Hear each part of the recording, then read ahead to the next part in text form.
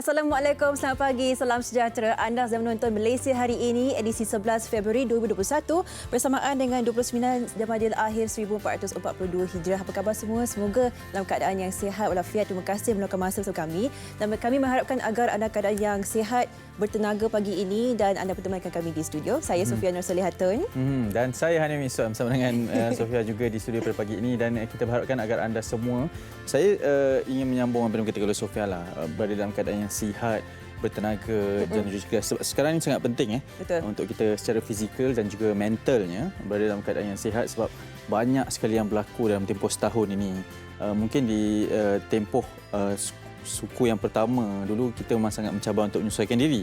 Sekarang adalah tempoh untuk kita membiasakan keadaan ini menjadi norma kehidupan kita, dan ramai yang kata ini adalah norma baru, tapi apa kata kalau sebenarnya norma baru ini adalah norma kehidupan kita yang bakal kita tempuhi pada hidup yang mendatang nanti, kan? Krisis kesihatan ini yang membuka mata semua, yang telah pun menggegarkan seluruh dunia, dan bukan itu saja, kita melalui PKP bukan saja sekali, tetapi pada kali ini 2.0 kita melihat masih banyak lagi bukan saja mereka yang masih terkesan secara kesihatannya, tetapi daripada sudut keusahawanannya, macam mana ekonomi negara kita telah pun merudum, kebanyakan perusahaan telah pun terpaksa untuk gulung tikar, dan kita melihat PKP 2.0 ni semakin lama semakin banyak lagi yang melalui situasi ini. Dan juga ada unjuran yang mengatakan bahawa ekonomi Malaysia bukan ingin mahu menimbulkan panik, tapi ini mungkin satu perkara yang perlu kita jangka, akan dijangka menguncup pada suku pertama dan kedua pada tahun ini. Dan ini pasti satu cabaran kepada semua, sama ada pihak kerajaan ataupun kita selaku rakyat Malaysia, dalam memastikan bahawa unjuran ekonomi ini sentiasa ada cash flow-nya yang berjalan sesama kita. Dan pastinya akan kita bawakan pada hari ini topik perbincangan berkaitan dengan perniagaan dan juga pembiayaan kewangan. Bukan sahaja kami berdua, ada orang ketiga berada yang kita di dalam studio. Silakan. Abang Long. Orang ketiga. Selamat pagi semua, apa khabar? Terima kasih Sofia dan juga Hanif Iswam. Jarang digandingan kita bertiga, kan? Dah lama, kan? Itu dia, harap anda sihat. Dan seperti mana yang disebut, kami bukan suka berkongsi kisah-kisah yang membuatkan anda gusar dan juga gundah gulana ekoran pandemik COVID melanda ini. Kita sering bercakap tentang kehilangan pekerjaan, tentang ekonomi yang tidak memberikan impak yang positif kepada diri sendiri, kepada keluarga kita, kepada orang-orang sekeliling kita, apatah lagi dalam keadaan yang sukar untuk mencari pekerjaan dan sukar untuk memastikan kewangan dan kelangsungan hidup itu dapat dibuat dengan sebaik-baiknya. Tapi inilah dia hakikatnya. Pada masa yang sama, kita lihat juga, dalam kata lain, kita mahu optimistik dalam keadaan ini, kan? Ada yang dibuang kerja dan ada yang mencari jalan untuk mendapat pendapatan. Kan? Bermakna inilah era yang menuntut kita untuk memikir di luar daripada kebiasaan apa yang kita boleh lakukan. Yang tanah, yang laman rumah sebelum ini hanya rumput saja dah boleh tanam sayur, kan? Yang tidak pandai menggunakan peranti dah pandai buat video. Yang tidak pandai memasak dah pandai masak. Maknanya manusia ini akan sentiasa mencari jalan untuk melakukan sesuatu demi kelangsungan hidup. Walaupun kita cerita tentang tak cukup kehilangan pekerjaan dan sebagainya, ada juga yang mencari jalan lain, iaitu membuat pinjaman dan sebagainya daripada pihak yang tidak sah. Maknanya kita akan sentiasa mencari ikhtiar. Tapi ikhtiar yang mana yang kita nak pilih? Itu persoalan dia. Itu yang kita kena fikir hari inilah. Boleh? Okey. Okey. Saya deep sangat apa yang dikongsikan Ali hari ini. Saya rasa betul supaya kita tak reset button untuk kita melawan sebenarnya apakah tahap survival kita ini. Sebab kita ni akan sentiasa akan ada sesuatu yang kita boleh lakukan. Kita manusia ni, akal kita diberikan Tuhan untuk keluar daripada segala masalah. Sama ada kita nak layan ataupun kita nak keluar, kan? Setiap ada jalan lah untuk kita melakukan sesuatu. Okey, sebelum kita kembangkan lagi perbincangan yang akan kita bawakan, kita seperti biasa setiap hari akan kita bawakan statistik perkembangan harian COVID-19. Betul. Dan semalam, Ali Iskandar, kabarnya ada juga satu perkara yang membimbangkan dengan kembali kenaikan kepada angka 3 di hadapan tu. Ya, betul. Sebelum ni 4, kemudian 3 dan reda sedikit. Tapi apapun, ini yang terkini, kes baharu kita menyaksikan 3,288 kes, membabitkan majoritinya kes tempatan dan hanya 5 kes import.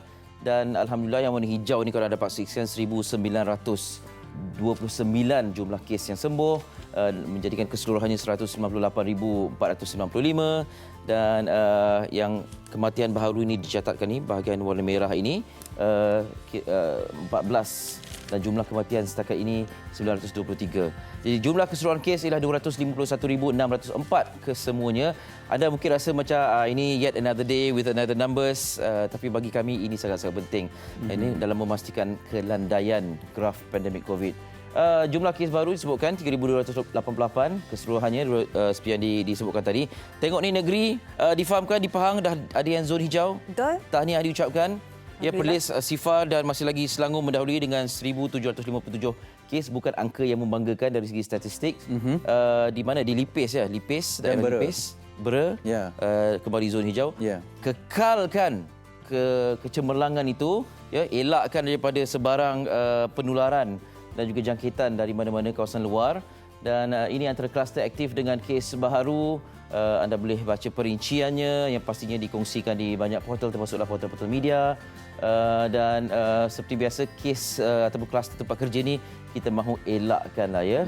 Tapak bina Jalan Nipah, kemudian banyak yang disebutkan ini antara lainlah kawasan-kawasan yang menyaksikan kes-kes baharu dicatatkan. Okey, dan kluster aktif dengan kes baharu ini Jalan 12 di Kuala Lumpur. Laju pula tak sempat saya baca. Tapi inilah dia antaranya ya, kluster yang aktif dengan kes baharu, dialisis batu. Bila sebut dialisis ni kawasan ataupun tempat yang mengambil pesakit yang menjalani dialisis lah. Jadi itu yang dikatakan kawalan kendiri SOP perlu dijaga. Ya, jangan kita rasa macam di bandar yang banyak ada yang menggunakan scan kod MySejahtera tu, itu kita buat. Di tempat-tempat lain main masuk je sebab dah biasa kan. Walaupun ada ditampalkan ada pengimbas suhu, dah biasa ni, tak ada tempat ni, masuk di kedai, masuk saja premis. Elakkanlah ya, elakkan. Saya rasa kawalan kendiri itu penting yang perlu kita ingatkan setiap hari, sebab kadang-kadang kita mengharapkan orang memberhentikan kita untuk suruh scan, suruh ambil ni. Kalau tak ada tu maksudnya macam lampu hijau untuk kita masuk dengan cepat kan. Jangan sebegitu. Seolah-olah kita menunggu dua-dua pihak nak mengingatkan baru kita nak menjalankan tanggungjawab kita. Bukan itu saja, kita meraihkan sebenarnya tiada kluster baru ya. Dia membabitkan kluster rentas negeri. Sebelum ni difahamkan dapat 31 kluster, alhamdulillah diucapkan juga. Betul. Dan ya, kita bercakap tentang kluster jangkitan satu, dan mereka yang meninggal dunia akibat jangkitan COVID ini. Ya, semakin lama semakin kita dapat lihat dikongsi oleh rakan-rakan di Facebook dan sebagainya, di media sosial. Dan antara yang terkini seorang individu, bukan calon-calon individu, war veteran ini, ya, yang boleh dikatakan sebelum ini yang tertua, veteran Perang Dunia Kedua yang tertua, telah pun menghembuskan nafas yang terakhir pada 9 Februari lalu akibat jangkitan COVID. Ini dia. Veteran perang Ujang ya, yang berusia, kalau tidak tahun ni usianya 100 tahun. Betul. Tapi apakan daya akibat COVID dijangkiti kemudian meninggal dunia, dan difahamkan Allahyarham ini sama perjuangan bersama-sama dengan Allahyarham Lieutenant Adnan. Dan dikatakan juga baru 4 bulan masuk training terus dipanggil untuk perang. Saya membayangkan kisah beliau ini sama seperti kisah dalam filem Sarjan Hassan. Kan masuk askar, kemudian Jepun attack Melaya dan sebagainya. Jadi upacara pembukaan dilakukan dengan penuh penghormatan ya, walaupun dalam keadaan SOP yang dikawal begitu ketat sekali. Dan pastinya banyak pengalaman yang dilalui oleh Allahyarham ini, mengharungi zaman Jepun, kemudian menjadi veteran perang. Dan antara temu bual yang disebutkan, yang sempat saya baca ialah ini masuk askar bukan sebab kena paksa dan sebagainya, tapi sebab mahu mempertahankan negara dan agama. Ya. Jadi kita bayangkan, kita 100 tahun, 50 tahun, 60 tahun sekarang, bagaimana kita nak dikenang? Kan, kalau sebelum ini zaman-zaman perang dulu, individu-individu seperti Lieutenant Adnan ya, veteran Ujang dan sebagainya ini, ada kisah mereka memperjuangkan negara dengan melalui peperangan. Kita ni macam mana? Betul. Kan. Saya sebenarnya sukakan apa yang dititipkan oleh veteran Ujang sebenarnya, disebutkan sebelum beberapa bulan sebelum hembusan nafas terakhir ni, dia memanggil ramai lagi anak-anak muda kita yang baru untuk datang untuk berbakti kepada negara dan agama. Kerana inilah mungkin beliau sendiri telah melihat bagaimana perubahan negara kita dari masa ke semasa dan mungkin melihat ini antara yang perlu kita kukuhkan juga di kalangan kita.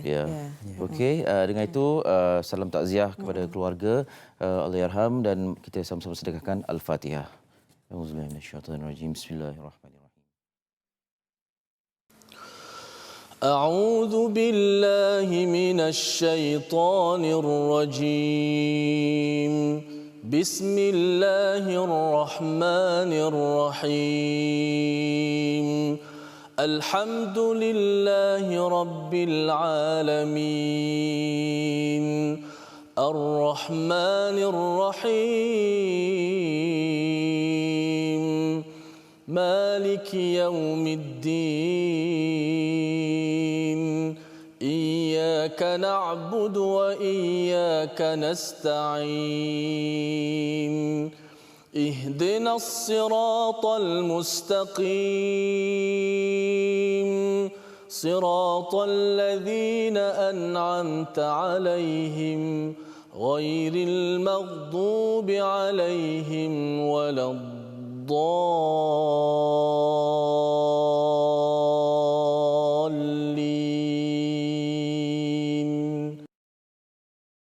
Rabbal Alamin.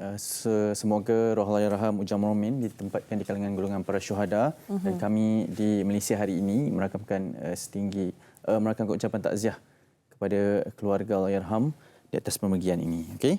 Kita nak teruskan dengan perkongsian di Dada Akhbar. Terlebih dahulu saya mulakan di berita harian dan ada dua perkongsian yang dikongsikan oleh penerbit kita pada pagi ini. Di halaman kedua, ini berkaitan dengan mungkin dulu memang selalu kita pantau perkembangannya, tapi sekarang juga dipantau tapi mungkin sedikit kurang perhatiannya. Tapi ini berkaitan dengan harga siling baharu RON 95 ataupun harga minyak kita RM2.05 seliter. Kerajaan bersetuju menurunkan had harga siling baharu bagi produk petrol RON 95 pada RM2.05 manakala diesel pada RM2.15 seliter. Ini menurut Menteri Kewangan Tengku Datuk Seri Zafrul Tengku Abdul Aziz. Penetapan harga siling itu adalah bagi melindungi pengguna daripada kesan kenaikan harga minyak yang ketara di peringkat global dan kerajaan akan menampung perbezaan harga pasaran sebenar dengan harga runcit yang ditetapkan secara mingguan melalui peruntukan subsidi. Okey, dan Malaysia sendiri juga dikatakan akan melihat pada trend harga minyak global yang dipengaruhi oleh plan vaksinasi COVID-19 yang mula dilancarkan secara beransur-ansur di seluruh dunia. Jadi ada perkaitan di antara kedua-dua perkara ini dan pastinya Malaysia akan mengekalkan dengan harga siling yang telah pun diumumkan ini. Okey. Dan seterusnya di halaman kelima ini berkaitan mungkin satu perkara yang kita tahu semua perlu tetapi tidak akan gembira didengarlah oleh rakyat Malaysia. Berkaitan dengan Kementerian Kesihatan Malaysia minta larangan rentas negeri dikekalkan dengan baki lebih kurang 7 hari sebelum PKP berakhir. Walaupun sudah nampak petanda kes menurun, tetapi menurut Menteri Kesihatan Datuk Seri Dr. Adham Baba, dengan baki 7 hari ini, walaupun begitu, walaupun ada trend penurunan kes menurun, tetapi diminta untuk dikekalkan larangan rentas negeri dan sepanjang larangan tersebut, dari 16 Disember sehingga 30 Januari, KKM melaporkan sebanyak 31 kluster dan ada banyak sekali pengurangan kes yang berlaku dan tiada kluster baru akibat daripada rentas negeri. Dan mungkin kemungkinan besar ini mungkin antara hintnya juga larangan rentas negeri masih lagi dikekalkan walaupun tempoh PKP nanti akan dikaji semula berkenaan dengan pelaksanaannya. Okey, ini di sekitar berita harian di halaman kedua dan juga halaman kelima. Baik, saya teruskan di Harian Metro ini berkenaan dengan menangani isu air sinar di halaman ke-12. Cabaran CEO baru KWSP untuk kembalikan keyakinan pencarum. Dan sudah tentunya ini menjadi salah satu yang perlu dipertekankan untuk kumpulan wang simpanan pekerja sebagai satu sumber persaraan.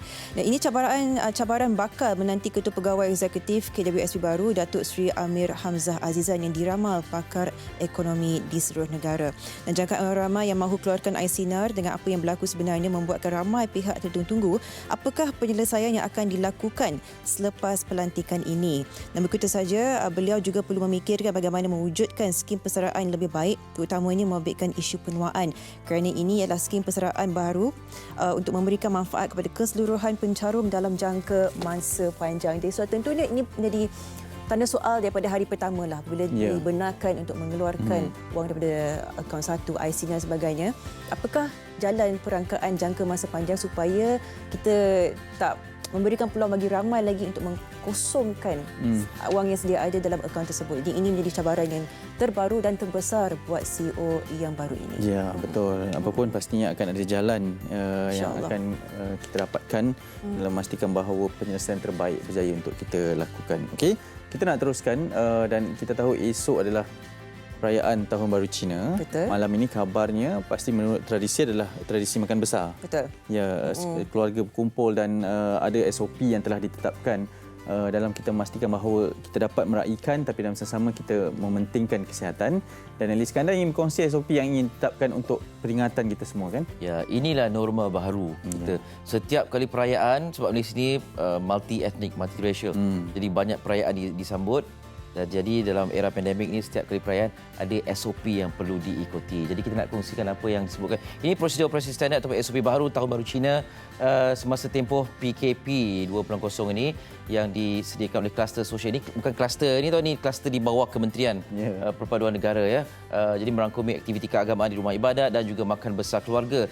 Semua aktiviti dibenarkan ya, ataupun ini aktiviti dibenarkan, iaitu senarai aktivitinya ialah kecuali, maknanya semua dibenarkan kecuali apa saja yang membabitkan yang perhimpunan ramai orang lah kan, antaranya persembahan tarian singa dan juga ataupun tarian naga, persembahan kebudayaan Cina, opera Cina, persembahan pentas, bersalaman dan bersentuhan, dan juga rumah terbuka tidak dibenarkan. Okey, antara lain ekonomi perayaan juga aktiviti jualan perniagaan hanya di premis yang dibenarkan sahaja, antara lain. Dan ini boleh dianggap sama seperti perayaan lain juga kan. Kadang-kadang ada jualan di pasar macam kita, dia ada bazar Ramadan dan sebagainya kan. Betul. Begitu juga halnya dengan perayaan Tahun Baru Cina. Okey, dan pastinya anda dapat maklumat tentang perkara ini berkaitan SOP ini di portal-portal seperti Kementerian Perpaduan Negara, dan banyak lagi maklumat disampaikan kepada kita semua ya. Termasuklah aktiviti sembahyang di rumah ibadat pada tarikh-tarikh tertentu, ada SOP-nya juga. Kalau kita nak baca ni memang mengambil masa sedikit. Jadi asalkan yang paling kita perlu tahu ialah kawalan Kediri, Betul. tak boleh lebih daripada 30 orang Betul. pada satu masa ya, dan juga pastikan adanya penjarakan fizikal dan sebagainya. Ya, kita tahu, kita sentiasa fikir ini satu situasi mencabar sebab adanya isang, adanya aktiviti berkeluarga kan. Jadi macam mana kita nak raikan ini? Tapi itu dah ada keadaannya sekarang. Buat masa ini kita fikirkan demi keselamatan diri kita dan juga orang lain. Kadang-kadang kita rasa kita tidak ada masalah, tetapi yang datang tu siapa? Sebab dah ada masalah ataupun tidak kan, ataupun sebaliknya. Ya. Kerana larangannya 10 km kan. Mungkin cadangan saya masa kita yisang malam ni Online. mungkin secara online, secara maya. Ini kena apa yang kita raikan ni adalah semangat kekeluargaan. Tak semestinya kita berada di sebelah baru kita rasa oh ni keluarga kita, ni Chinese New Year. Jadi itu antara solusinya. Mana tu ada orang boleh cuba kan? Sambil-sambil di depan kamera kan. Malam ni kita trial tiga-tiga. Tapi pasti dalam keadaan macam ni, iklan-iklan raya Cina pun masih lagi menarik. Masih lagi unik. Ya, jadi anda boleh tengoklah di YouTube dan sebagainya kan. Okey, kita nak berehat seketika, lepas ni bincang kembali dengan pelbagai topik, antaranya tentang kesan pandemik terhadap golongan kehilangan pekerjaan yang akhirnya membuat mereka berhutang dengan pihak-pihak tidak sepatutnya. Jadi bagaimana nak menguruskan kewangan itu kalau dah hutang bertimbun-timbun, tak sempat nak bayar dan sebagainya. Dan banyak lagi perkongsian. Nanti akan kita bawakan juga bagaimana pengusaha yang terpaksa tutup kedai akibat daripada COVID ini. Segalanya teruskan bersama kami di Malaysia.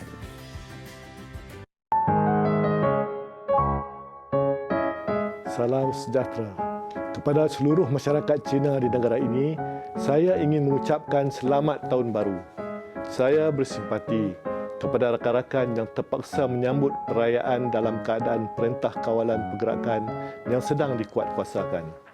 Ramai yang tidak dapat pulang ke rumah orang tua bagi merayakannya. Ini merupakan pengorbanan yang terpaksa kita lakukan demi kesihatan bersama. Pufa nak mengucapkan Kongkei Pak Choi kepada semua penonton MHI. Walaupun tahun ini tak boleh raya dengan besar-besar, tapi celebration tetap celebration. So have a great time and stay safe. Selamat Tahun Baru Cina, Gong Xi Fa Cai. Hai, saya mengucapkan selamat Tahun Baru Cina kepada seluruh rakyat Malaysia yang menyambut dan ingat, jarak tak menentukan cerita kita. Yang penting semua orang sihat. Just stay at home, stay happy with family and Gong Xi Fa Cai. Assalamualaikum warahmatullahi wabarakatuh dan salam sejahtera kepada seluruh rakyat Malaysia yang berbangsa Cina dan kepada semua penonton-penonton MHI. Pada pagi ini saya ingin mengucapkan selamat Tahun Baru Cina. Semoga sentiasa sihat, sentiasa bahagia bersama keluarga, dimurahkan rezeki yang berterusan, yang tak putus-putus dan tercapai segala hajat dan cita-cita. Sinian Kuai Le Gong Xi Fa Cai. Hai, nama saya Ashraf Nasir. Saya nak ucapkan selamat Tahun Baru Cina, Gong Xi Fa Cai kepada semua yang menyambut dan jagalah diri, take care and stay safe. Kami, pelajar STPM 2020 ingin mengucapkan selamat Tahun Baru Cina. Gong Xi Fa Cai, stay safe.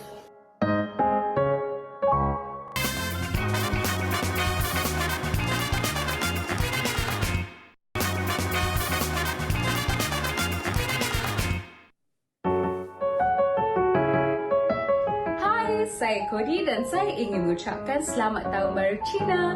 Jaga diri semua. Saya bagi pihak Jabatan Bomba dan Penyelamat Malaysia Negeri Sabah ingin mengucapkan selamat menyambut Tahun Baru Cina kepada rakan-rakan Tionghoa. Semoga sambutan Tahun Baru Cina pada tahun 2021 ini akan meningkatkan tahap integrasi nasional. Selamat menyambut Tahun Baru Cina. Hai semua, saya Syakina. Saya Danish. Saya Fatimah. Kami ingin mengucapkan selamat menyambut Tahun Baru Cina. Gong Xi Fa Cai kepada semua yang menyambut Tahun Baru Cina pada tahun ini. Bye! Saya ingin mengambil kesempatan ini selaku Menteri Wilayah Persekutuan untuk mengucapkan Gong Xi Fa Cai, selamat menyambut Tahun Baru kepada seluruh masyarakat Cina dalam negara kita, sama ada yang berada jauh dan dekat, dan khususnya kepada semua masyarakat Cina yang merupakan warga wilayah persekutuan.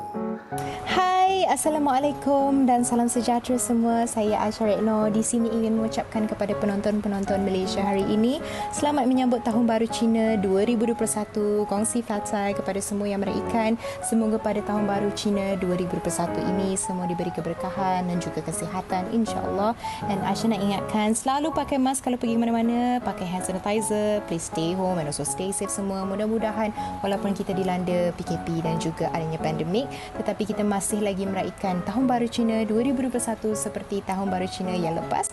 And please stay safe semua. I love you guys. Thank you. Mari bersama kami di Malaysia hari ini dan kita ingin meneruskan perbincangan ini berkaitan dengan ramai yang terpaksa tutup perniagaan, hilang pekerjaan dan dilaporkan statistik sehingga Disember tahun lalu 2020 mengatakan hampir 800,000 rakyat Malaysia yang kehilangan pekerjaan sama ada berniaga sendiri, bekerja sendiri ataupun bekerja bersama dengan majikan. Kita ingin saksikan terlebih dahulu bingkisan ini berkaitan dengan ramai sekali yang terpaksa tutup perniagaan akibat impak daripada pandemik COVID-19 ini. Sama kita saksikan.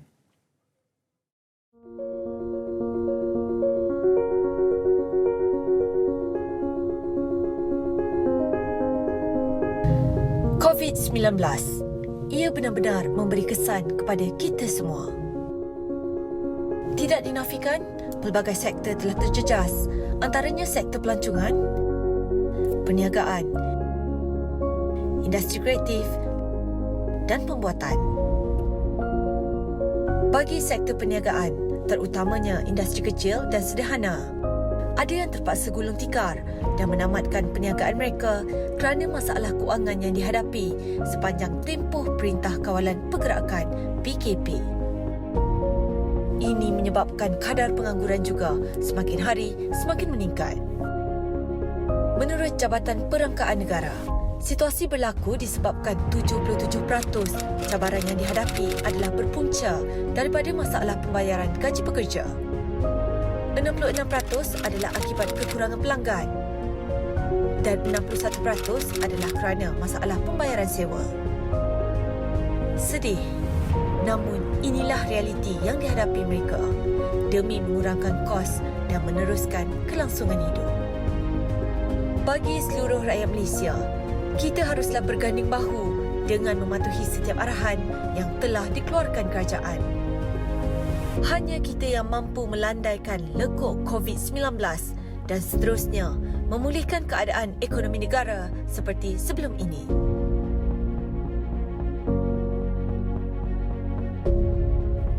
Baik, kita tahu bermula semalam banyak sekali sektor yang telah kembali dibenarkan untuk beroperasi. Antaranya adalah seperti kedai gunting rambut, banyak sekali seperti spa kecantikan, kedai-kedai jualan baju dan sebagainya. Tetapi ada juga sektor yang masih lagi belum diberi kebenaran untuk beroperasi sepenuhnya dan ada sektor yang terpaksa tutup kedai secara sepenuhnya juga.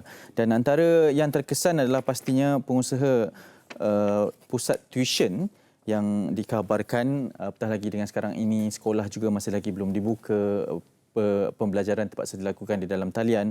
Dan kita ingin bersama dengan salah seorang pengusaha pusat tuition yang dikabarkan telah pun terpaksa menutup beberapa pusat tuitionnya. Telah pun berada bersama kami secara panggilan maya adalah Encik Ibrahim Muhammad Ghazali, pengusaha pusat tuition Malaya, lokasinya di Petaling Jaya. Assalamualaikum, selamat pagi Cikgu.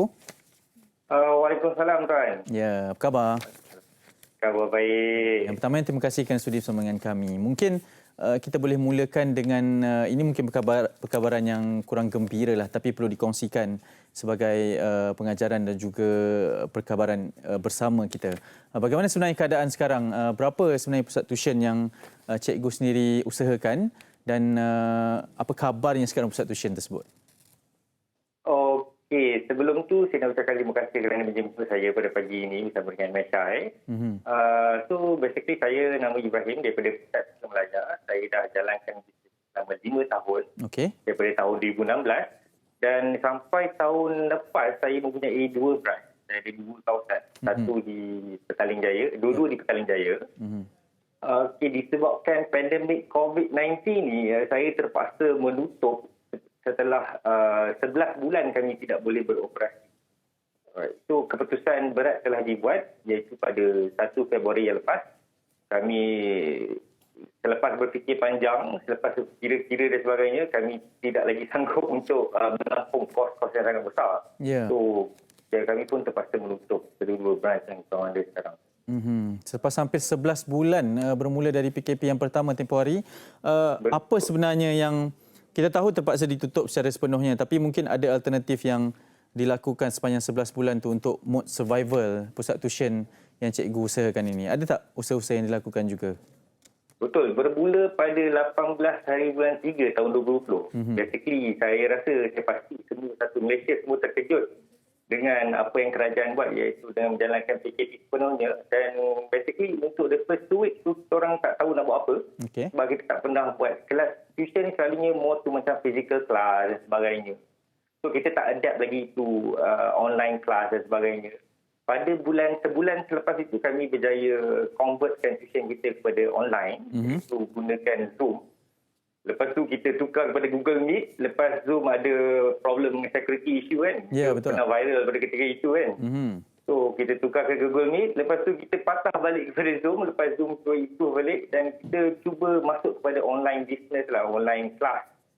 Tetapi berbeza dengan kelas fizikal. Sebab lepas online class ni, pelajar-pelajar ni dia tidak berminat. Sebab disebabkan cara mesej yang disampaikan melalui online class berbeza berbanding dengan bersemuka. So kekurangan pelajar yang sangat ketara. Contohnya, sebagai contoh, pada sebelum PKP, pada bulan Januari dan Februari, pelajar kami ada lebih kurang dalam 500 orang pelajar yang berdaftar dekat kelas. Tetapi selepas PKP, walaupun kita dah buat online kelas, kami kehilangan pelajar yang sangat ketara. Hanya tinggal dalam 50 orang saja. So daripada 500 jadi 50 orang, kita hilang lebih kurang 90% of our revenue lah. Because of this pandemic attack. Dan kalau ingin ditanyakan jumlah nilai kerugian yang dialami sepanjang hampir 11 bulan ini sehingga terpaksa ditutup, kalau boleh dikongsikan?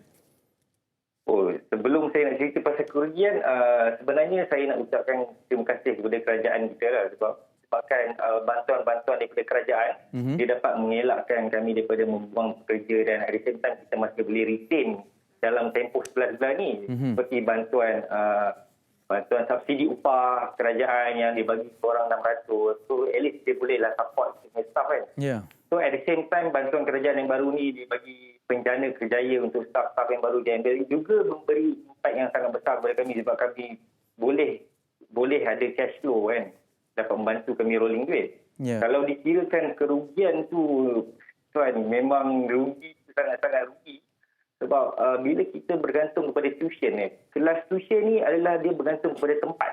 So tempat ni dia ada memang kos-kos yang memang tetap. Contohnya sewa kedai yang mesti dibayar tetap tepat pada bulannya. Selain daripada itu kita ada juga sebab kita asalnya business model kita adalah berdasarkan kelas. Kelas dan kawasan kan. So pelbagai benda yang kita tidak boleh, kos-kos yang tidak boleh dielakkan. Cikgu, kita ingin terus berbicara mengenai langkah kehadapan, langkah seterusnya. Kita tahu ini satu keputusan yang sukar untuk melepaskan 2 cawangan pusat tuition tersebut yang terpaksa ditutup. Selepas ini, apa yang ingin dilakukan dan mungkin ada sedikit saranan, cadangan yang ingin diberikan juga? Selepas kami mencuba pelbagai platform digital, iaitu kami cuba dengan Zoom, kami cuba dengan Google Meet. Akhirnya sekarang kami sudah establish, kami sudah moving forward kepada online class, fully online class. Dulu kita memang physical class, kita tak boleh move on. So sekarang kita dah beralih ke online class seterusnya. Kita menggunakan platform YouTube.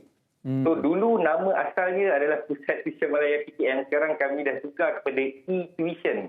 So kalau tengok baju saya e-tuition. E-tuition adalah online class penuhnya dan kami menggunakan platform YouTube. Berbanding dengan platform Zoom, kami asalnya menggunakan platform Zoom tetapi kita ada masalah dengan kualiti. Sebab Zoom dengan Google Meet ni bila dia tak sesuai untuk recorded class. So basically lepas habis kelas je, video kalau kita nak tengok balik, kualiti dia sangat teruk dan kita terpaksa buang video-video tu. Dia sangat rugi kan. Betul. So setelah mengkaji dan mencuba pelbagai cara, kami telah menggunakan YouTube dan dengan kualiti yang bagus. YouTube ni dia ada satu sistem yang bagus. So walaupun internet connectivity kita sangat teruk, dia boleh play video tu. So dia memang dalam bisnes ni dah lama kan YouTube ni kan. Okey cikgu, terima kasih banyak-banyak kan sudi berkongsi dengan kami. Kita harapkan akan ada sinar buat pengusaha pusat tuition juga untuk cikgu juga dan rakan-rakan dalam meneruskan cabaran di era yang sangat mencabar ni cikgu. Betul, terima kasih.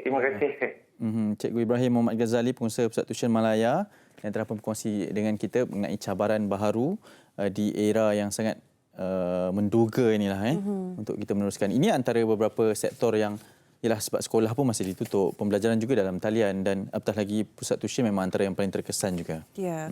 Dan so tentunya kita melihat Perintah Kawalan Pergerakan 2.0 ini, kita masih melihat ada beberapa sektor perusahaan yang tidak dibenarkan dibuka, di antaranya adalah pusat kecantikan dan spa. Dan kita akan meneramah seorang pemilik yang kabarnya terpaksa juga menutup premisnya kerana tidak mampu lagi untuk menampung perbelanjaan. Kita bersama dengan Puan Sharifah Aisyah Said Masyur, pemilik pusat kecantikan dan spa terletak di Seremban Negeri Sembilan. Assalamualaikum. Waalaikumsalam. Terima kasih Puan meluangkan masa. Sama-sama. Baik Puan, mungkin kita nak mulakan sedikit sebanyak. Ini barangkali adalah satu keputusan yang terakhir diambil oleh Puan untuk menutup terus beroperasi dan sebagainya. Apakah yang menjadi beban yang terbesar sepanjang Perintah Kawalan Pergerakan sebelum ini yang memaksa Puan untuk terus menutup premis ni? Pertama sekali, ini bukan adalah keputusan yang terakhir lah actually. Kita buat decision macam ni untuk kita survive in future and kita boleh convert business kepada online dan kita cepat-cepat buat perubahan ikut peredaran. Baik. Convert business kepada online tu bagaimana? Kerana kita fahamkan pusat kecantikan, spa dulunya macam kita memang perlu ada pelanggan dalam premis tu kan. Jadi macam mana nak convertkan itu? Kita convertkan dengan jual barang yang selalunya kita guna di spa lah. Instead of kita kita educate juga customer untuk pakai di rumah macam mana. Wow. Puan akan juga ambil inisiatif untuk mengajar pelanggan bagaimana buat sendiri. Wow. Kita ada sediakan video tutorial, kita sediakan e-book, kita sediakan macam-macam untuk customer jelas untuk setiap cara-cara yang digunakan. Itu ikhtiar yang sangat bagus sebenarnya Puan. Saya pun tak terfikir sebenarnya yang boleh buat facial sendiri di rumah. Mungkin saya nak tanyakan sedikit sebanyaklah sebelum ni tempoh hari PKPB kan, adakah tidak mampu untuk menampung ataupun menjana semula pendapatan semasa tempoh pembukaan premis sebelum ni Puan? Masa PKP yang pertama kami tiada masalah. Untuk masa dia masuk PKP kedua kita dah mula goyang. And then kita start fikir macam mana alternatif lain untuk kita stay sustain dekat dalam industri spa ni lah. And then kita tak boleh nak keep on biarkan kita masuk dekat kita kena cepat kan, kita kena fikir dengan cepat alternatif lain. So itulah sebabnya kita convertkan kepada online lah. Sekarang pun kalau ikutkan semua bisnes perlu online, betul tak? Baik Puan, yelah kita pastinya sambutannya sudah tentu berbeza dengan bagaimana ia beroperasi sebelum ini kan. Adakah ia masih mampu untuk menjana pendapatan yang secukupnya untuk Puan ke, ataupun perlu cari ikhtiar lain pula untuk memperluaskan lagi sumber pendapatan tu Puan? Kalau kita 100% on business ni, kita fikirkan betul-betul, insyaAllah boleh. Tapi dia akan kita perlu cari kemahiran lain lah untuk pastikan kita masih relevan untuk industri ini. Baik. Kita doakan Puan Sharifah Aisyah terus kuat berjuang, terus mencari jalan untuk meluaskan lagi pendapatan itu untuk spa kecantikan Puan. Terima kasih meluangkan masa memberikan kita sedikit sebanyak perkongsian. Baik, itulah tadi kita berbincang berkenaan bagaimana satu spa kecantikan ini mampu untuk meneruskan perjalanan mereka bersama dengan Puan Sharifah Aisyah Said Masyur yang berada di Seremban Negeri Sembilan. Bukan sukar ya kan? Bukan senang. Bukan mudah ya. Bukan mudah dan ini satu perkara yang boleh kita raikan.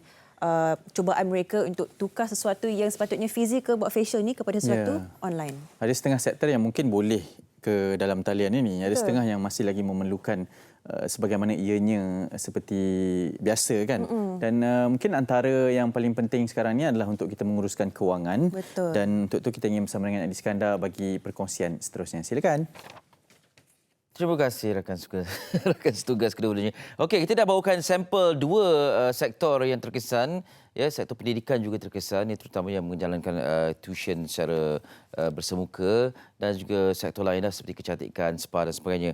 Jadi kelompok seperti ini apabila berhadapan dengan situasi kekangan pelanggan, pastinya terkesan dari segi kewangan. Jadi bagaimana mereka menguruskan itu kalau bisnes tak jalan, tapi kalau diberhentikan pekerjaan, pada masa yang sama terbeban dengan hutang, bagaimana kita nak menguruskan kewangan kita supaya dalam era pandemik ini juga kita dapat selesa dengan pengendalian kewangan kita. Kita nak bersama dengan Nirmala Subramaniam, Ketua Jabatan Pendidikan Kewangan Isi Rumah Agensi Kaunseling dan Pengurusan Kredit AKPK, dan dari Sungai Buloh kita bersembang secara maya ni. Puan Nirmala, selamat pagi. Selamat pagi. Apa khabar? Apa baik. Okey, terima kasih banyak sudi bersama dengan kami.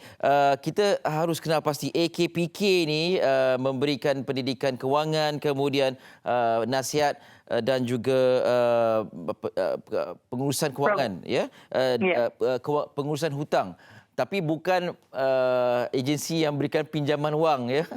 Tak ada pinjaman. Itu yang kita kena faham betul-betul. Baik, pada era pandemik ini apa yang boleh diperkatakan daripada perspektif AKPK sendiri tentang mereka yang berdepan dengan masalah kewangan ini? Memang boleh dikatakan ramai sebab yang ini sesuatu yang baru melanda. So, jadi apa yang nak dikatakan apa yang nak dikatakan memang susah. Tetapi apa yang kita perlu buat ialah mencari penyelesaian, mencari solusi dan terus bangkit dan mara ke depan demi esok yang lebih baik. So antara yang kita nak katakan be in power dari segi kewangan kita di saat waktu ni sebenarnya kita kena lebih harus beri perhatian kepada kewangan kita ya. So, jadi be in power dari segi kewangan, plan segala perbelanjaan dan pendapatan, utamakan yang penting ya. Sekarang ni memang pentinglah kena buat bajet. Kalau sebelum ni tak pernah buat bajet, kali ni kena buat tracking, kena catat setiap perbelanjaan yang dibuat supaya kita boleh merancang dengan apa yang ada. Walaupun keadaan ni boleh dikatakan susah, tapi kita masih kena optimis terhadap simpanan. Sebab simpanan tu, waktu kecemasan tu sangat perlu ya. Walaupun RM1 lah sehari, tak apa. Tetapi pastikan konsisten, pastikan ada simpanan tu. Walaupun anda mulakan dengan jumlah yang sikit ya. Lepas tu wujudkan perancangan penyelesaian hutang juga, sebab ramai juga mungkin masih ya ada masalah pembayaran hutang dan sebagainya. Jadi datanglah ke AKPK seperti yang diberitahu tadi, kami boleh membantu anda ya. Anda buntu, kami bantu ya. So sila layari laman web kami www.akpk.org.my dan kami memberikan perkhidmatan kami atas talian sekarang disebabkan MCO. Tapi anda masih perunding kami akan memberi nasihat melalui telefon ya untuk anda. Tetapi ingat, perkhidmatan AKPK, hikmat runding cara, hikmat rundingan ya, perkhidmatan rundingan dan nasihat ni sebenarnya adalah percuma ya, adalah percuma. Jadi jangan membayar sesiapa yang dikatakan dia ni ejen AKPK dan sebagainya. Tak ada ya. Perkhidmatan percuma. So kalau ada masalah hutang, layari laman web kami www.akpk.org.my dan ingat, kami akan telefon balik dan tidak ada bayaran untuk kami ya. Lepas tu yang penting sekarang ni, elemen pendapatan harus dipelbagaikan ya. Ramai harus fikirkan cara alternatif, diversification. Kita kena cuba cara baru, walaupun perniagaan tutup disebabkan ni mungkin yang macam pendidikan ni dia kena lebihkan kepada online dan sebagainya, membuat kelas, mengajar kelas melalui online dan sebagainya. So kita harus mencari alternatif ya. So elemen pendapatan harus diperbagaikan. Banyak kursus percuma diberi oleh institusi-institusi sekarang ya di bawah kerajaan. Dia banyak khusus-khusus upskill yang percuma. So layari dan tengok macam mana kita nak memperbaiki dan mempelbagaikan perniagaan kita ya. Dan paling penting, realiti jenayah kewangan tu kena fahami ya, sebab walaupun di saat kita nak mempelbagaikan pendapatan ni, di saat itu ramai juga mengambil kesempatan. So jadi kita perlu labur tetapi jangan sampai lebur ya. So berhati-hati dengan skim-skim di luar ni. Ya, okey. Itu secara ringkas rangkuman perkhidmatan yang disediakan oleh AKPK sendiri. Okey, Puan Imala, kalau saya boleh tanyalah, sejauh mana mereka yang datang memohon bantuan daripada AKPK ni, pemahaman tentang kewangan, tentang pengurusan kewangan ni, ada tak yang daripada langsung tak tahu datang dan berjaya untuk dibantu dari segi pengurusan mereka? Ramai yang berjaya ya. Ini saya nak katakan memang ramai yang berjaya sebab mereka telah mengambil langkah yang pertama, iaitu langkah untuk menyelesaikan masalah, langkah untuk mencari solusi. So sebenarnya dengan itu mereka dah berjaya ya.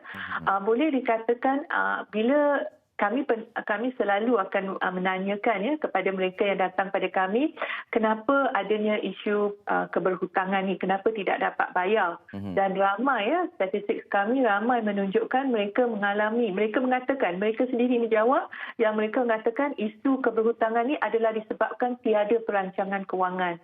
So pada mulanya bila dia nak ambil pinjaman tu, dia tak tahu okey berapa banyak yang sebenarnya saya mampu ambil dan berapa banyak yang saya boleh bayar. Pengetahuan dari segi itu saya rasa masih kurang. So oleh itu kami nasihatkan ya kepada semua, sekiranya anda ingin memulakan sesuatu komitmen dan sebagainya, carilah ilmu dia. Okey, macam kalau saya nak beli rumah, apa yang patut saya tengok, saya nak beli kereta, apa yang saya patut tengok ya.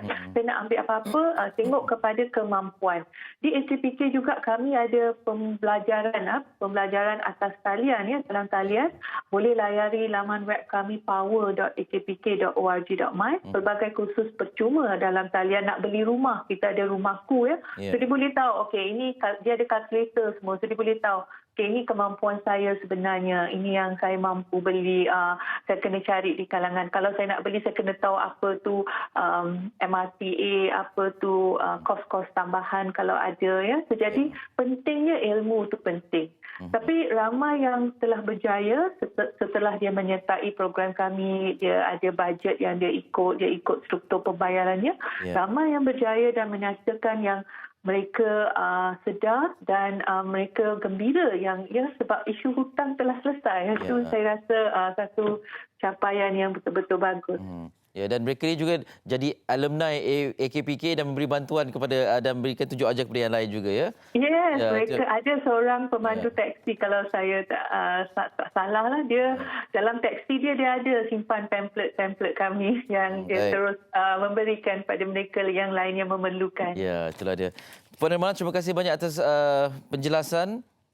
Terima kasih, dan kami dari AKPK ingin juga mengambil kesempatan ni untuk mengucapkan Selamat Tahun Baru Cina kepada semua yang menyambut, dan stay safe, and stay safe tu safe and safe jugalah, SAVE. Ya, thank you. Jaga diri dan berjimat juga pada masa sama. Terima kasih sekali lagi Puan Nirmala Subramaniam, Ketua Jabatan Pendidikan Kewangan Isi Rumah Agensi Kaunseling dan Pengurusan Kredit AKPK. Jangan lepaskan kesempatan. Okey, misal kata anda ni jenis yang tengok Facebook AKPK pun ada, banyak maklumat diterakan di situ dan memang sangat-sangat user friendly. Anda boleh dapatkan bantuan dan juga kalau sebarang masalah ada juga pihak yang akan membantu. Dan ingat, kalau buat mohon bantuan dan pengurusan dalam talian ataupun secara telefon, kalau mereka minta duit, itu bukan AKPK. AKPK menjalankan khidmat ini secara percuma. Okey, kena ingat itu. Baik, semoga kita dapat permudahkan urusan kewangan kita. Kita berehat seketika, selepas ini nak bersama dengan rakan setugas Fitri, Hanif dan juga Sofia untuk tajuk-tajuk yang berikutnya. Seketika dalam Malaysia Hari Ini.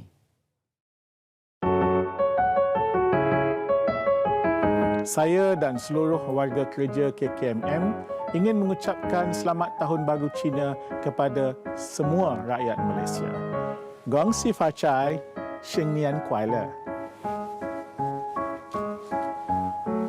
Hello everyone, saya Safura binti Jamil Khair ingin mengucapkan Selamat Tahun Baru Cina 2021 kepada semua yang berbangsa Cina. Semoga sambutan tahun ini lebih meriah walaupun dalam keadaan norma baharu. Selamat menyambut Tahun Baharu Cina tahun 2021 kepada seluruh masyarakat Cina di Malaysia. Semoga perayaan ini membawa kebahagiaan dan keharmonian dalam kehidupan berkomuniti. Happy Chinese New Year. Kami, pelajar STPM tahun 2020 ingin mengucapkan Selamat Tahun Baru Cina. Xing Yue Kuai Le, Hong Si Fa Cai, stay safe. Aisyah ingin mengucapkan Selamat Tahun Baru Cina 2021 kepada seluruh rakyat di Malaysia yang berbangsa Cina dan semua yang menyambutnya. Hai, Assalamualaikum dan salam sejahtera buat semua rakyat Malaysia. Di kesempatan ini, saya ingin mengucapkan selamat menyambut perayaan Tahun Baru Cina, khususnya buat semua sahabat yang berbangsa Cina. Hai, saya Zarif Sen ingin mengucapkan selamat menyambut Tahun Baru Cina kepada korang semua yang menyambutnya. Hati-hati dan jaga diri tau. Dan untuk semua penonton MHI, stay at home. Okay? Bye. Saya Aisyah, pelukis dari Artist Corner MCOT Mall. Okey, di sini saya ingin mengambil kesempatan ini untuk mengucapkan Selamat Tahun Baru Cina Gong Si Fa Cai kepada seluruh rakyat Malaysia yang berbangsa Cina, rakan-rakan saya, art collector saya dan juga pada mereka yang mengenali diri saya.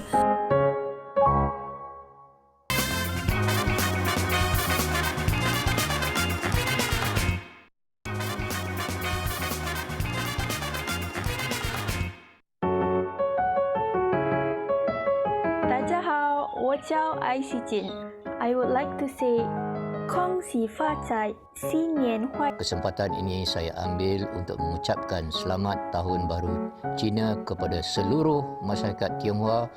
Semoga ianya disambut dengan meriah tanpa mengabaikan pematuhan SOP COVID-19. Kong Hi Fa Cai dan kita jaga kita. Saya Leila Sania, Daja, saya Leila Sania. Leila nak ucapkan Selamat Tahun Baru Cina, Xing Nian Kuai Le kepada semua yang menyambutnya. Hati-hati, jaga diri, stay at home penonton MHI. Xing Nian Kuai Le.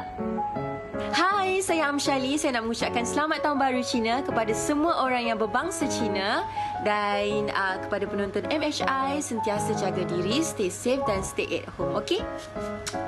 Saya Wan Junadi Tunku Jaafar, Menteri Pembangunan Usahawan dan Koperasi Malaysia, ingin mengucapkan Selamat Tahun Baru Cina dan Kong Hee Fa Chai. Kami, pelajar STPM ingin mengucapkan Selamat Tahun Baru Cina. Gong Xi Fa Cai. Saya Azizman bin Alias, Pengarah Jabatan Siasatan dan Penguatkuasaan Trafik, mengucapkan Selamat Tahun Baru Cina, Gong Xi Fa Cai kepada semua rakyat Malaysia yang berbangsa Tionghoa. Hai, Assalamualaikum. Saya Arif Faisal. Saya nak ucapkan Selamat Tahun Baru Cina kepada semua yang menyambutnya dan berhati-hati, jaga SOP, jaga diri, dan kepada semua penonton MHI, stay at home and stay safe. Okay? Gong Xi Fa Cai. Masih bersama kami di Malaysia hari ini, dan walaupun kita dalam mood untuk menyambut Tahun Baru Cina, sangat penting juga kita sentuh berkenaan bagaimana kita menjaga kewangan kita dan apa yang sepatutnya kita tidak lakukan sekiranya walaupun kita dalam keadaan yang terdesak. Kita akan saksikan bikisan ini berkenaan dengan satu penangan berkenaan hilang kerja tetapi terpaksa meminjam dengan Along. Mari kita saksikan.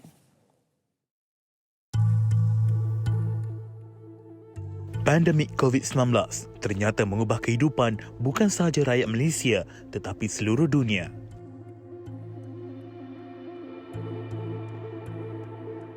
Menurut Jabatan Perangkaan Malaysia, kadar pengangguran meningkat kepada 772,900 orang pada Disember 2020.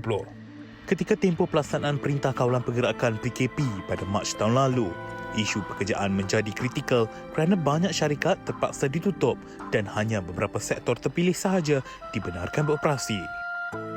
Akibatnya, ramai yang hilang pekerjaan dan hilang punca pendapatan. Golongan yang terkesan terus berjuang untuk mencari rezeki demi kelangsungan hidup, namun ada juga yang mengambil jalan pintas dengan meminjam wang daripada peminjam wang tidak berlesen atau lebih dikenali sebagai Along. Ketika rakyat berada dalam kesempitan hidup, Along muncul menawarkan jalan penyelesaian segera untuk golongan ini. Tanpa berfikir panjang, mereka terus menandatangani borang perjanjian tanpa butiran yang jelas. Tindakan berisiko ini menyebabkan aset-aset berharga seperti rumah dan tanah tergadai begitu sahaja. Malah, keselamatan diri sendiri dan keluarga turut terancam.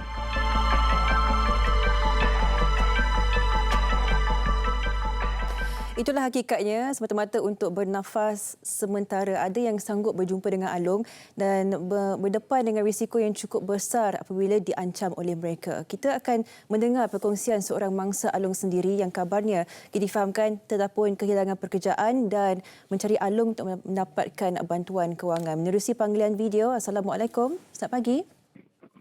Hello, Waalaikumsalam. Apa khabar? Sihat. Sihat. Baik, terima kasih meluangkan masa. Mungkin ini adalah tempoh yang sangat sukar dihadapi oleh Encik sendiri. Mungkin boleh kongsikan sedikit sebanyak permulaannya, apa yang mendorong Encik untuk berjumpa dengan Along dan mendapatkan bantuan kewangan daripada mereka ini? Saya nak kongsi sikitlah. Saya start pinjam dengan Along ni sebab saya nak bayar komitmen lah. Baik. Nak bayar komitmen. Saya sebelum ni saya dah pernah apply dengan bank apa semua kan. Tapi banyak yang memang tak lepas lah. Tak lepas. Lepas tu saya perlukan duit tu untuk bayar komitmen. Dan saya cari. Saya lah yang cari sendiri dekat Facebook apa semua kan. Lepas tu dia orang ada call. Lepas tu saya pun, oh ya ke? Lepas tu bagi dokumen apa je. Lepas tu dia orang cakap bagi IC you. Lepas tu kita pun bagi IC dan dia cakap okey lah, you boleh ambil tapi untuk first ni you kena ambil sikit dulu. Dalam masa 5 hari macam tu you bayar balik. Kalau you boleh bayar balik, kita bagi you lagi tinggi lah macam tu kan. Baik.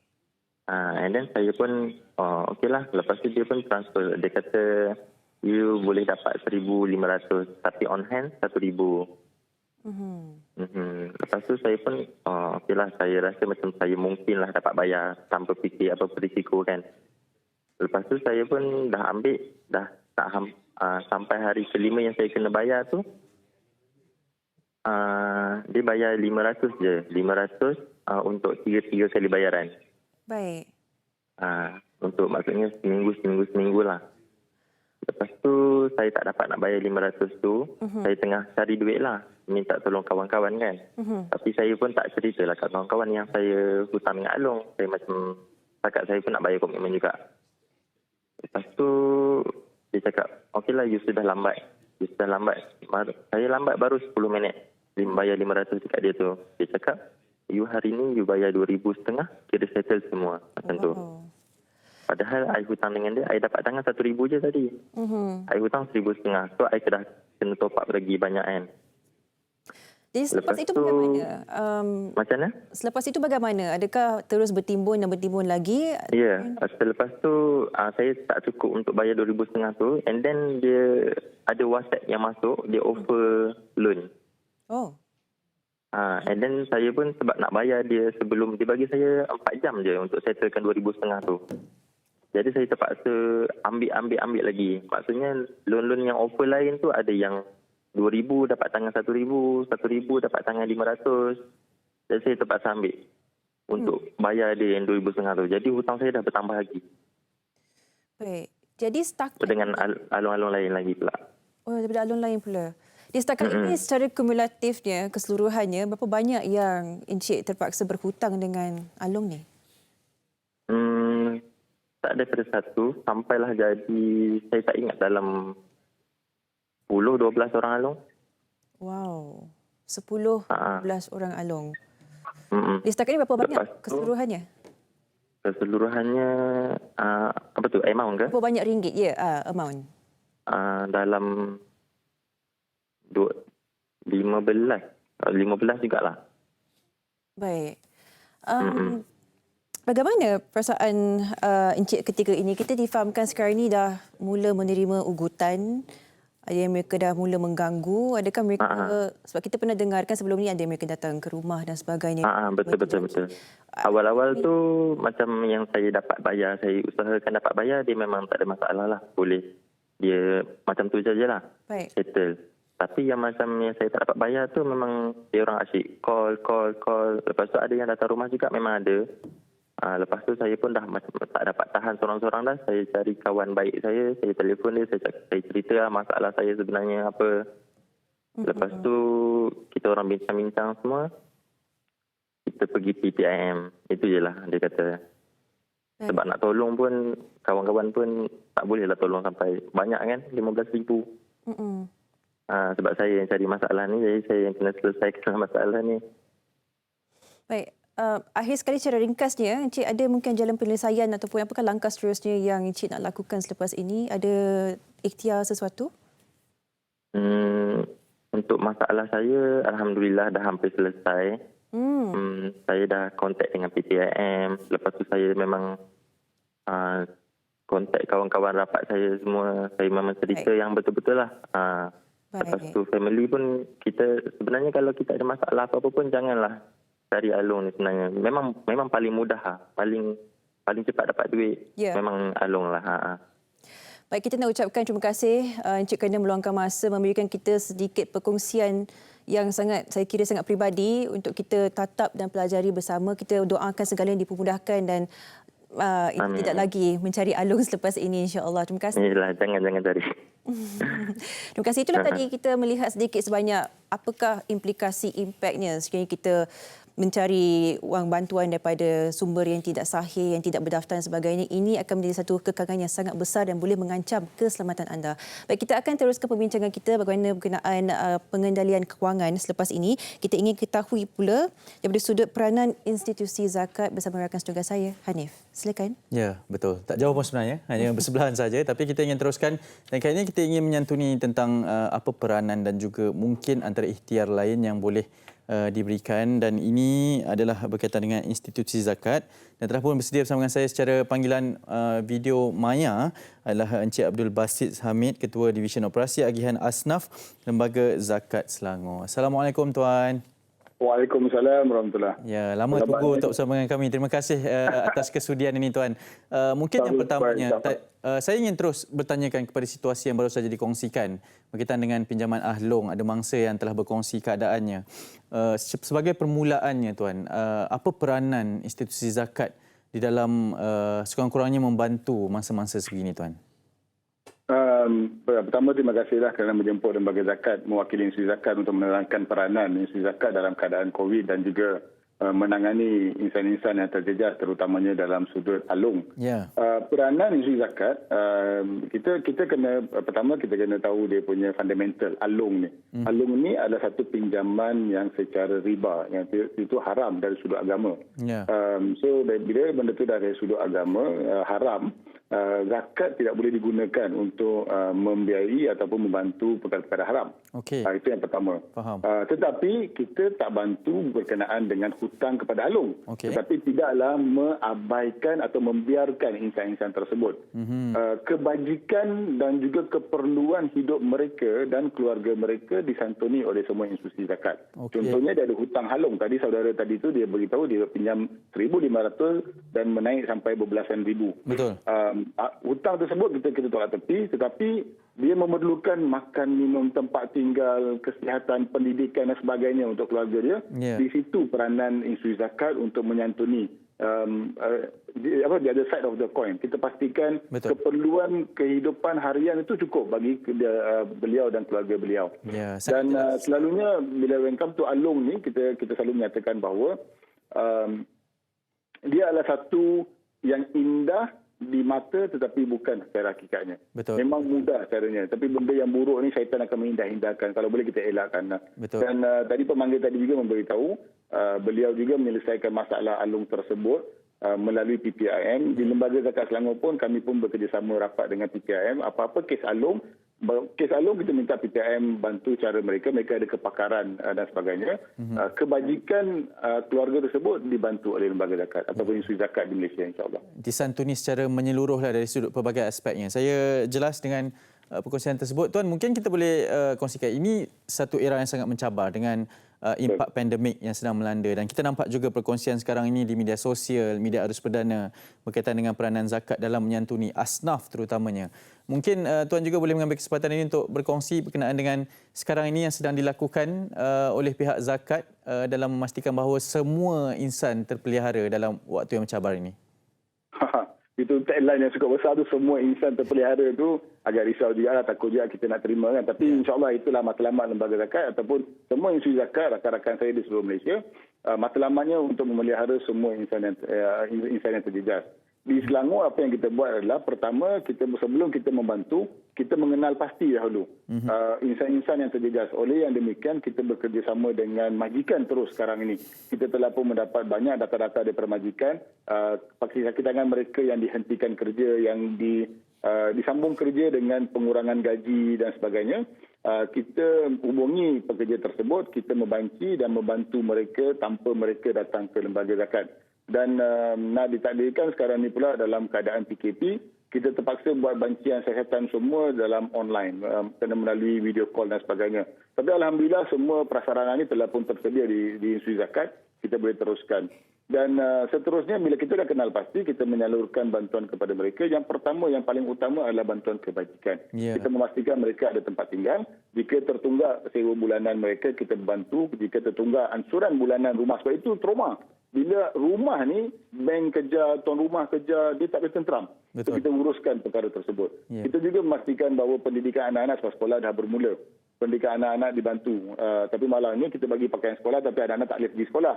Keperluan mereka ni sekarang ni pula kena perlukan tablet dan sebagainya. Itu satu lagi perkara yang perlu dikaji dan juga perlu diteliti.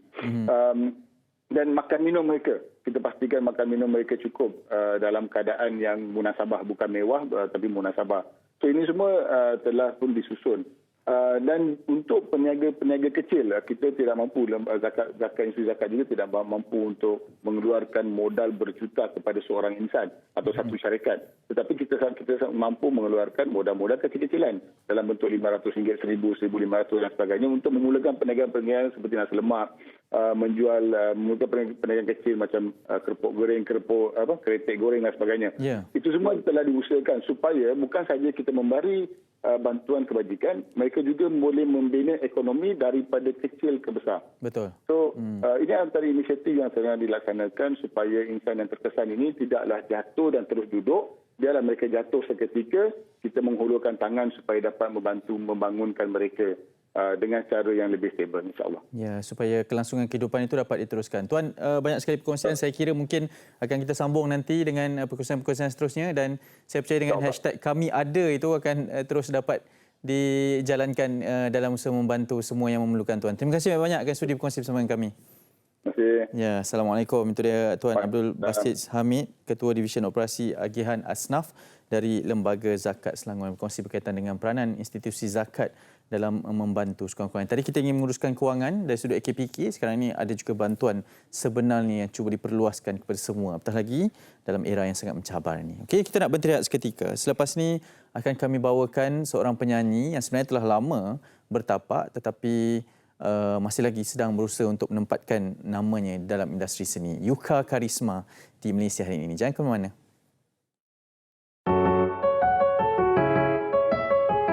Hi, I'm Shafia. I would like to wish you guys a happy Chinese New Year. Di kesempatan ini, saya ingin mengucapkan Selamat Tahun Baru Cina Gong Zi Fa Cai kepada mereka yang menyambutnya. Hai, saya Intan Zulchawani ingin mengucapkan Selamat Tahun Baru Cina kepada semua rakyat Malaysia. Semoga tahun ini sambutan bermakna walaupun kita masih dalam pandemik COVID-19. Kong Si Fa Cai. Kami, pelajar STPM 2020 ingin mengucapkan Selamat Tahun Baru Cina, Kong Si Fa Cai, Sing Nian Kuai Le. Stay safe, kita jaga kita. Salam perpaduan dan salam sejahtera. Kami daripada Sekretariat Rukun Negara Kolej Matrikulasi Kelantan ingin mengucapkan Selamat Tahun Baru Cina kepada seluruh rakyat berbangsa Cina di Malaysia, khususnya yang berada di KMKT. Akhir kata daripada kami, we stand together, we love.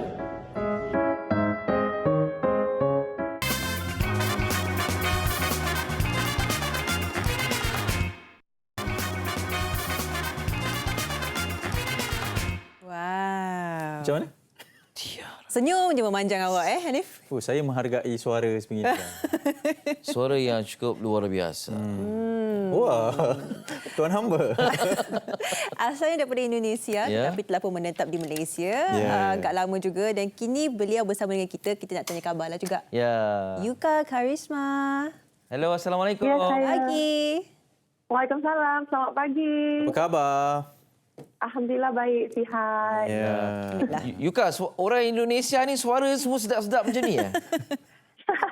Lahir-lahir suara sedap ya? Lahir-lahir suara ataupun dilatih. Suara Yuka memang suara bercakap pun macam suara menyanyi. Ya ke? Tapi lenggok cakap Malaysia tu dah ada lah kan? Ya, betul. Yuka, bagaimana perkembangan karier seni sekarang ni kalau ingin dikongsikan? Sebab nak kata artis baru bukanlah baru kan. Dah beberapa tahun ya. Bagaimana perkembangannya sekarang Yuka? Terus semenjak MCO dah tak boleh buat live kan, dah tak boleh buat persembahan. So Yuka mula ciptakan dan produce jingle dan juga lagu untuk bisnes dan juga produk. Since Oktober tahun lepas. Dan alhamdulillah mendapat sambutan yang positif. So Yuka tanamkan azab untuk terus membantu ramai lagi usahawan juga founder-founder yang memerlukan lagu yang untuk produk mereka. Macam tu. Jadi bila kata lagu tu maksudnya jingle tu ada suara Yuka ke ataupun jingle instrumental saja? Depends. Boleh instrumental, boleh juga nak pakai suara Yuka pun, boleh nak pakai suara artis lain pun boleh ataupun nak pakai suara founder sendiri pun boleh. Pulang. Yelah. Tak ada masalah. Klien ni, klien. Nak lagu dia kan? Baik, mungkin Yuka nak ceritakan sedikit sebanyak berkenaan dengan seni yang dihasilkan, lagu-lagu yang dihasilkan dinyanyikan oleh Yuka sendiri. Setakat ini bagaimana penerimaannya di Malaysia? Ada macam cuba untuk balik semula ke Indonesia ke bagaimana? Ada tak perencanaan itu? Untuk perencanaan balik, tidak. Sebab Yuka sekarang dah mempunyai keluarga di sini.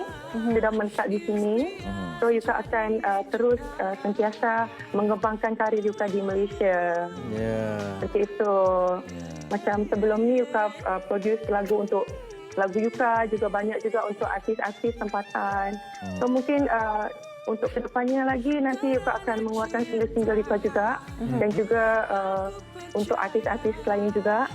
Juga untuk ramai lagi untuk orang yang di luar sana yang Yuka nak bantu. Wow, dia bukan saja karier sendiri, karier orang lain pun kan sekali sebagai lonjakan.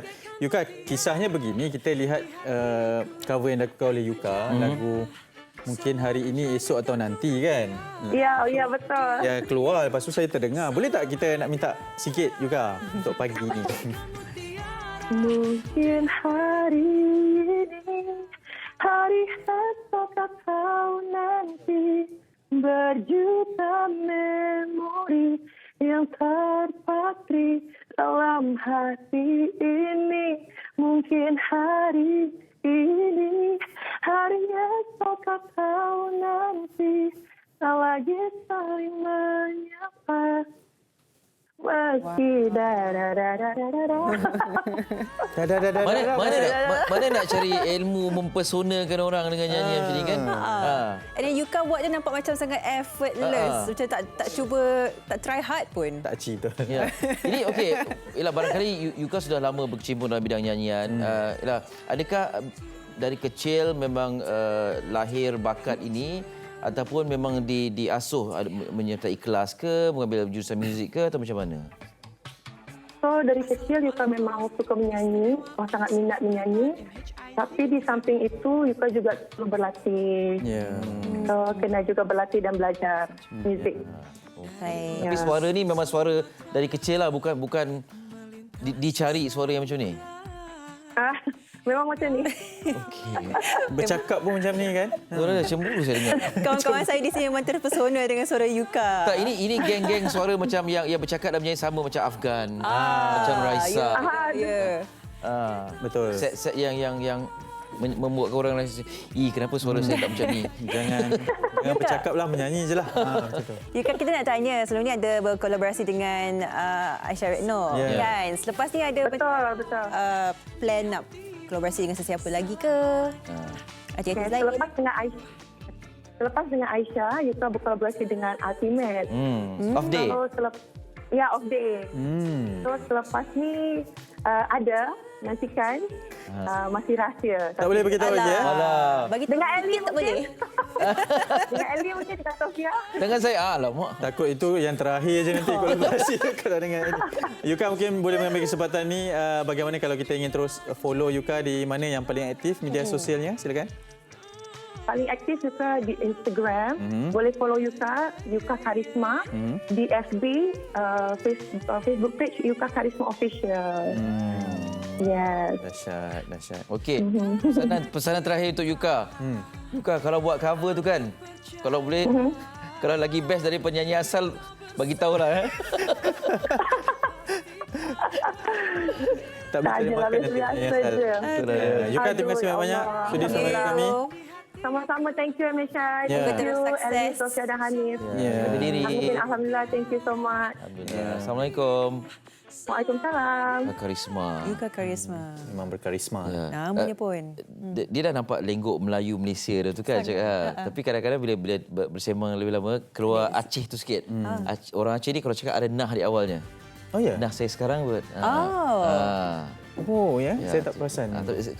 Kalau dengar temu bual bersama Yuka ni memang kita akan perasan. Dengar baliklah Yuka ni. Terutamanya yang datang dari Aceh lah. Jadi dah bersedia ke nak berkolaborasi dengan Yuka? Saya bagi yang boom aja. Bagi beat je. Okey, kita sampai di penghujung rancangan. So, tentunya esok kita ada sesuatu sambutan Temu Cina yang pastinya kita ingin anda juga turut bersama kami di MHI. Kita nak panggil ramai-ramai sebenarnya ni untuk sama-sama hantarkan video ucapan Tahun Baru Cina. Macam tadi kan, macam kita tunjukkan sepanjang siaran. Dari semua segenap lapisan masyarakat untuk sama-sama kita raikan. Dan ini sambutan Norma Baharu. Dan Elia ada yang nak dikongsikan ni, Elia? Ini maskotnya tahun ni. Maskotnya. Mumu. Comel kan? Okey, jadi hantarkan video anda. Tak kira kalau anda ada kawan-kawan dari bangsa lain juga, hantar ya ke MHI. Kita akan putarkan. Pasangkan, putarkan. Okey. Esok istimewa sambutan Tahun Baru Cina bersama kami di Malaysia hari ini. Betul. Malam ini bermula tradisinya seperti yang dikatakan tadi, ikut dan patuhi segala SOP. Kalau boleh dengan norma baru ni di dalam talian pun boleh juga kan. Sama juga impaknya. Penting elemen kekeluargaan itu masih lagi dirasai. Sofia juga selamat Tahun Baru Cina kita ucapkan. Terima kasih kepada esoklah ucap. Esok juga. Hari ni boleh.